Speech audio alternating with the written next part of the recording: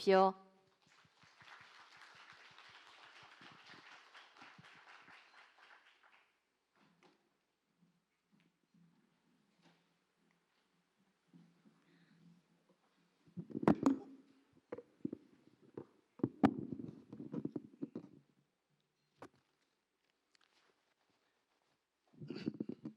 네, 안녕하십니까. 저는 LG 에너지 솔루션 대외 협력팀의 심은용 책임이라고 합니다. 반도체를 미래 성장, 미래 산업의 두뇌라고 하면 저희 배터리는 미래 산업의 심장이라고 비유하곤 합니다. 미래를 만드는 힘인 2차 전지 산업에 대해서 발표하도록 하겠습니다.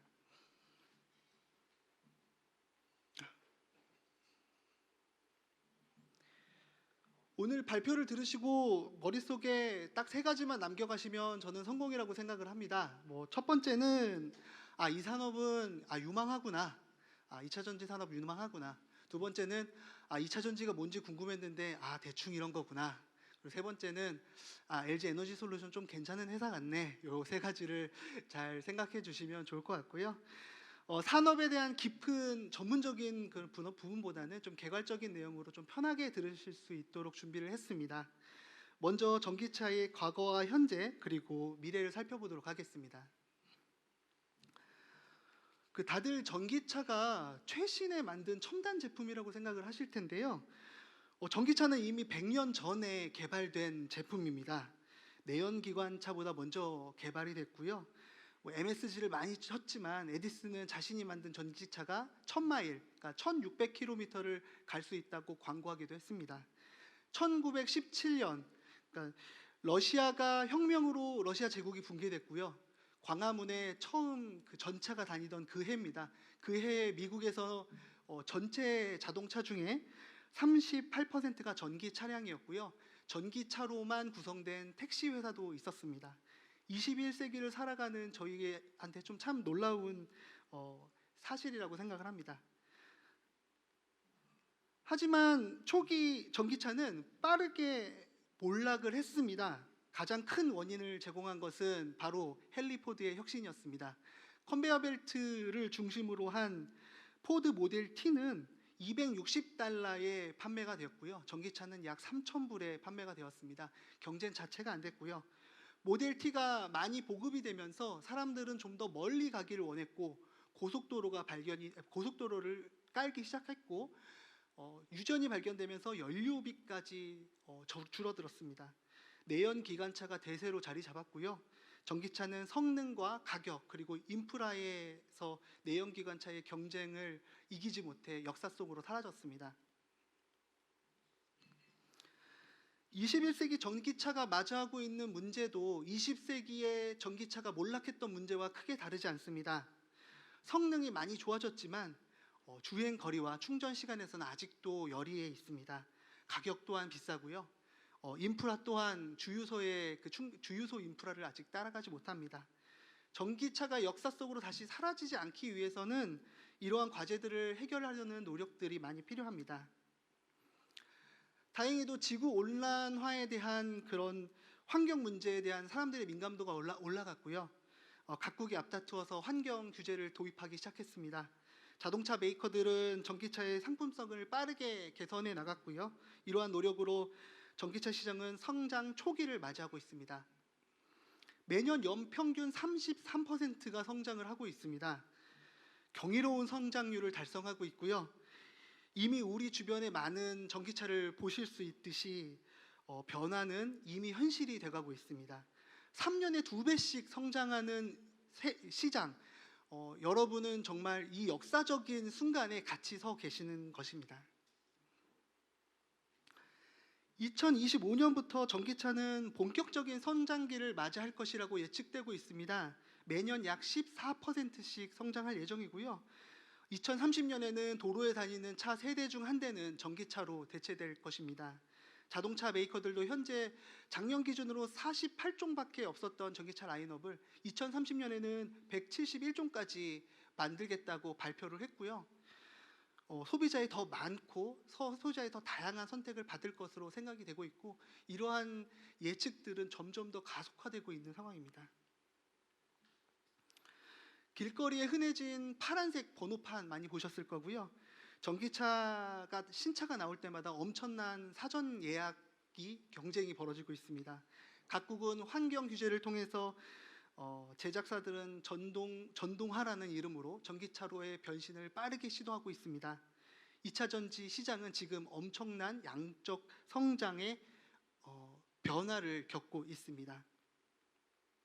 미국과 EU, 중국에서도 이제 더 이상 내연기관 차량의 판매를 하지 않겠다라고 선언하고 있습니다. 시기의 문제일 뿐이지 이미 주요 국가들은 정책들을 발표를 했고요. 이러한 변화는 우리가 선택할 수 있는 부분이 아니라 이제 받아들여야 하는 필수 사항들이 되었습니다.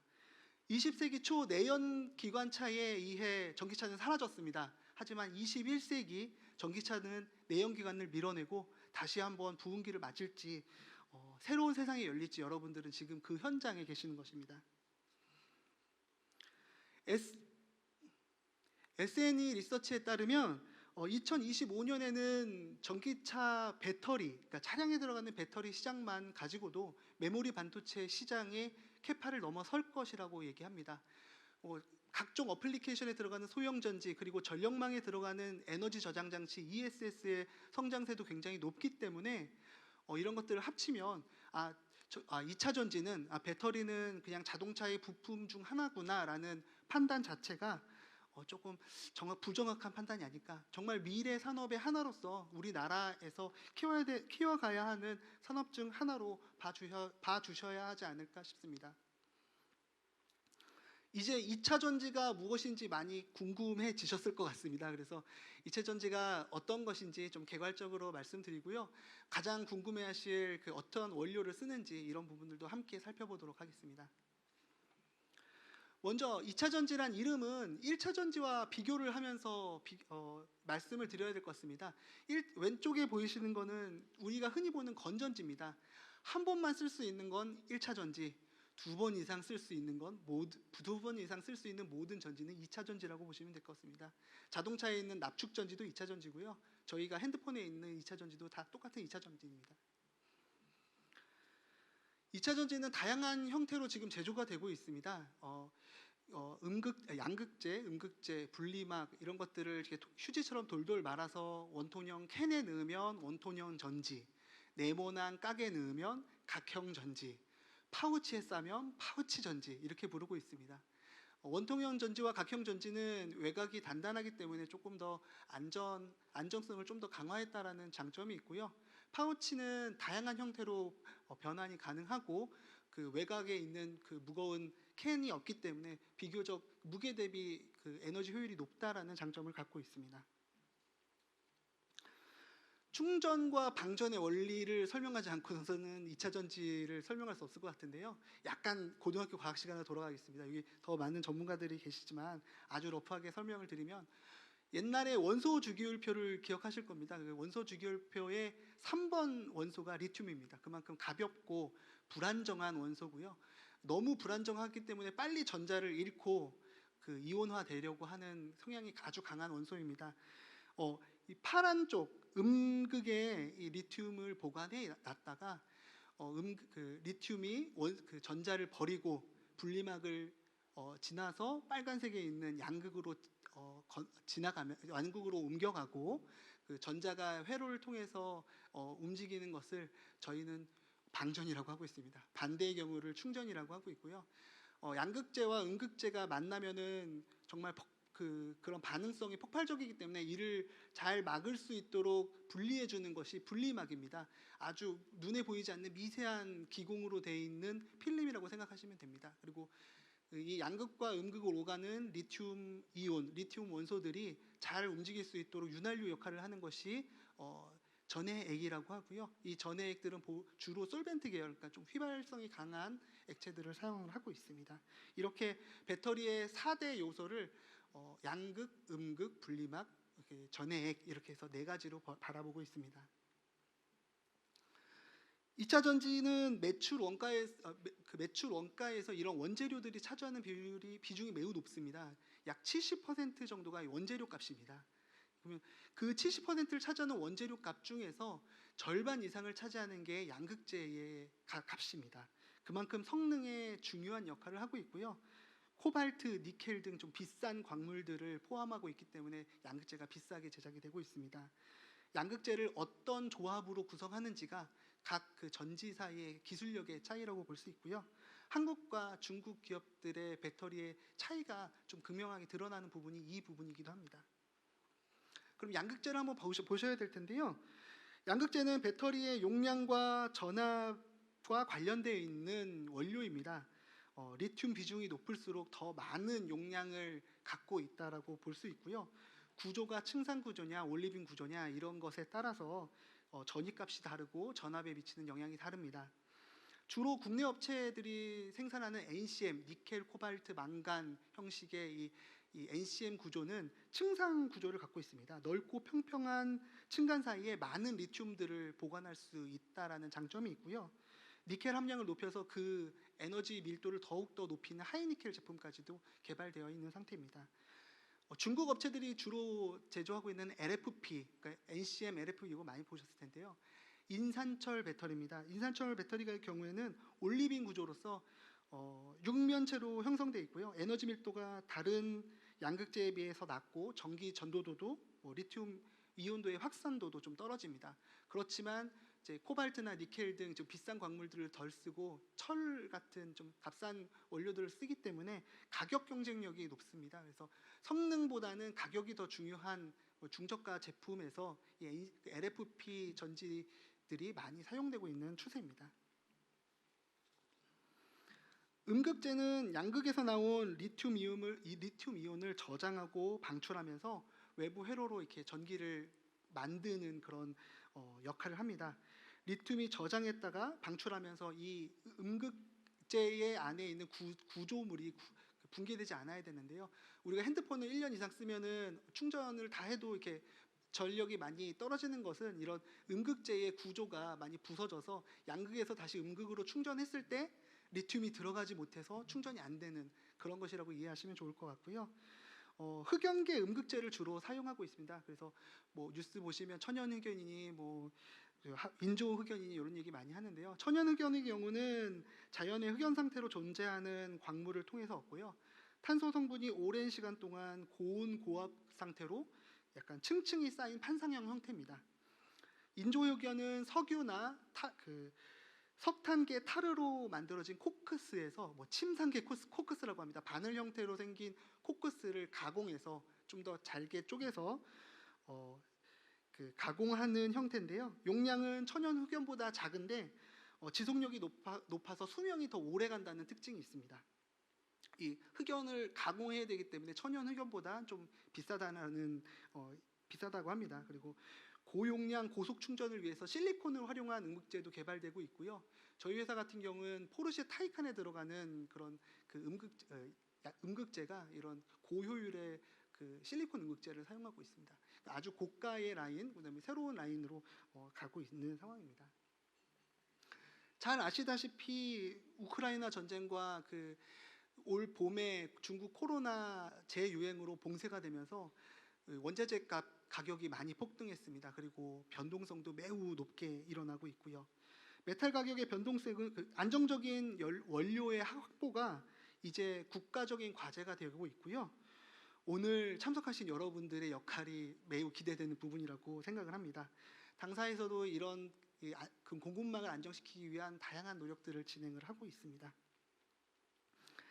2차 전지 라이프 사이클을 확보하는 것이 꼭 공급망을 안정시키는 법이라고 바라보고 있습니다.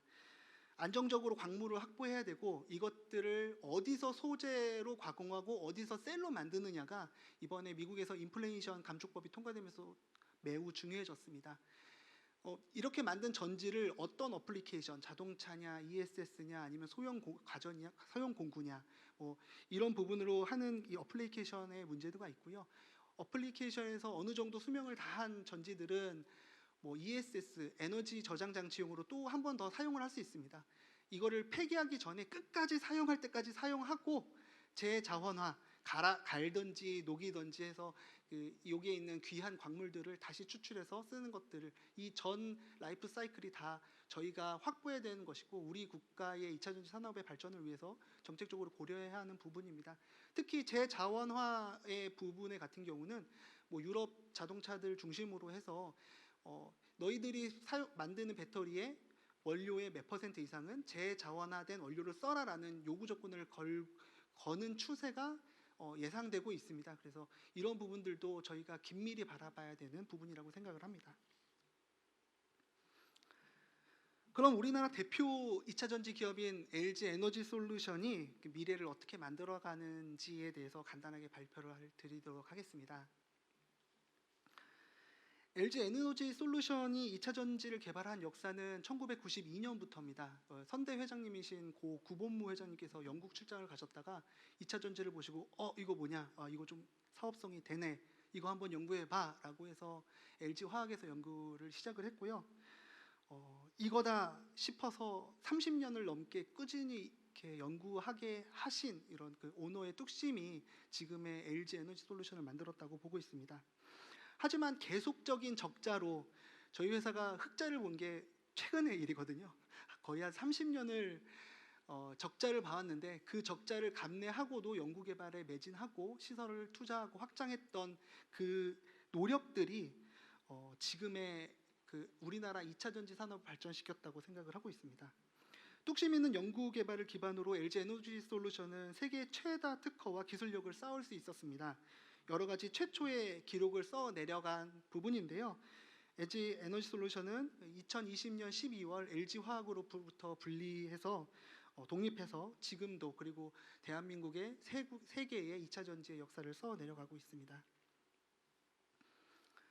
배터리 시장에 두 가지 고민이 있습니다. 첫 번째는 쇼티지, 반도체처럼 부족이 예상이 되고 있고요. 두 번째는 중국입니다.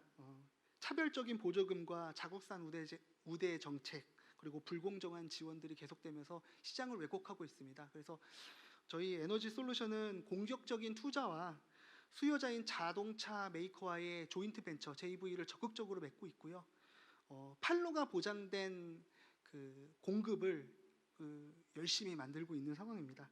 중국 내수 시장의 리스크, 그다음에 중국의 그 시장 왜곡의 리스크를 저희가 극복하기 위해서 전 세계적으로 다변화된 생산망 그리고 다변화된 생산 포트폴리오로 해답을 찾고자 하고 있습니다. 글로벌 생산망을 만들기 위해서 저희는 중국, 유럽, 미국 등의 생산 공장을 설립해 왔고요. 오랜 기간에 걸쳐서 안정화 과정을 갖추고 있습니다. 해외 공장을 안정화시키는 것은 매우 어려운 일입니다. 저희 경쟁사들도 수율이 좋지 않다라는 뉴스들을 많이 보셨을 텐데요.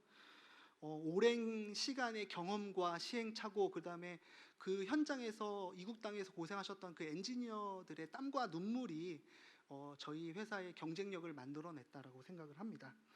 이런 그 땀과 눈물, 시간이 만들어냈던 경쟁력은 배터리라는 것 자체가 그냥 손으로도 만들 수 있는 단순한 제품으로 보이지만 양산 기술은 굉장히 어려운 부분이 있거든요. 그런 부분에 있어서 다른 경쟁사가 쉽게 따라오지 못하는 부분이라 생각을 하고요.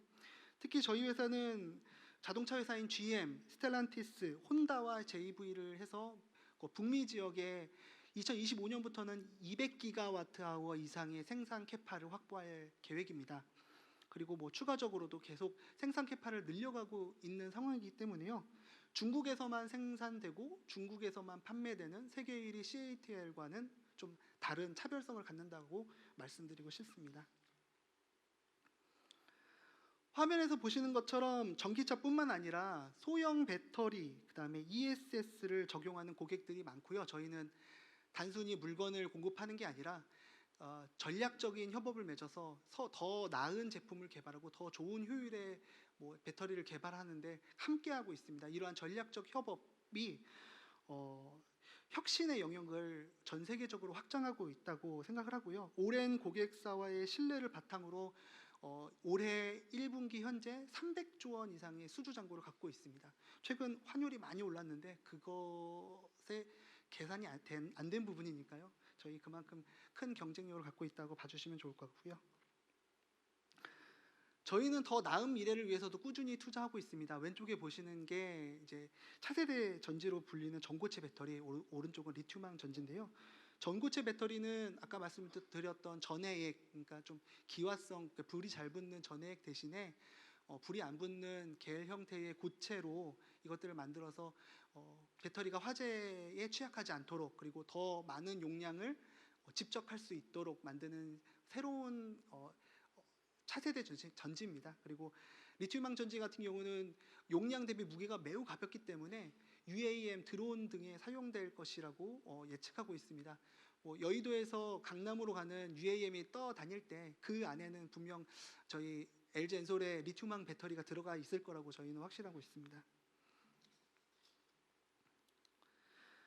전선에 묶여 있던 일상을 내가 원하면 언제 어디든 어느 곳으로든 데려갈 수 있도록 만든 것, 그러니까 식물을 동물로 만드는 이런 변화가 이 차별화된 기술력을 통해서 만들어지고 있습니다. 저희 회사는 우리나라의 수많은 소재 기업들, 그리고 그다음에 장비 기업들과 함께 동반 진출을 하고 있습니다. 전 세계로 같이 진출을 해서 메이드 바이 코리아 배터리로 전 세계의 새로운 미래를 만들어가는 혁신을 함께 하고 있습니다. 이런 혁신의 핵심 광물을 안정적으로 공급해 주시는 여러분들의 역할이 굉장히 중요하고요. 여러분들의 노고에 감사를 드리면서 제 발표를 마무리하도록 하겠습니다. 경청해 주셔서 감사합니다. 네, 고맙습니다.